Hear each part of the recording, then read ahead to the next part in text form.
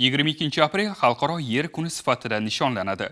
Ushbu sana munosabati bilan Termiz muhandislik va agrotexnologiyalar universitetida kadastr agentligi viloyat boshqarmasi tomonidan tadbir tashkil etildi.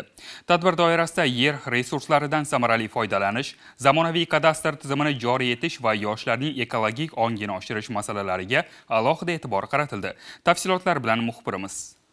Yer insoniyatning bebaho boyligidir. Uni asrab-avaylash, tabiiy resurslardan oqilona foydalanish hamda kelajak avlodga sof holda yetkazish barchamizning burchimizdir. 22 aprel Xalqaro yer kuni munosabati bilan o'tkazilgan tadbirda universitet talabalari, professor-o'qituvchilar, soha mutaxassislari hamda yoshlar faol ishtirok etishdi.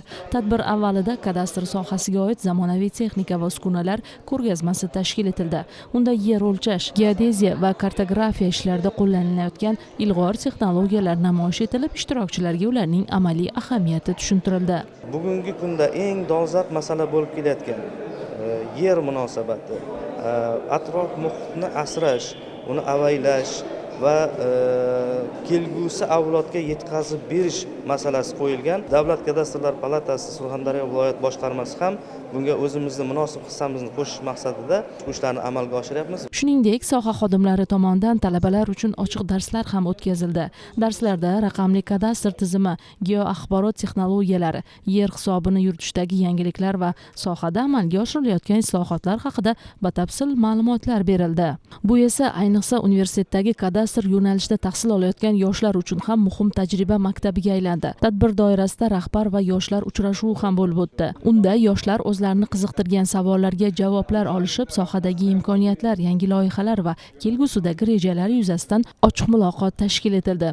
Shu kunning o'zida talabalar o'rtasida shaxmat va shashka musobaqalari ham o'tkazildi. Qizg'in va murosasiz kechgan bahslarda g'olib ishtirokchilar tashkilotchilar tomonidan munosib taqdirlandi. Aprel yer kuni munosabati bilan kadastr agentligi xodimlari bizning universitetga tashrif buyurishdi. Bu esa biz talaba yoshlar hamda xodimlar o'rtasidagi muloqotni yuzaga keltiradi. O'ylaymanki, bu biz yosh talabalar uchun juda ham foydali deb o'ylayman.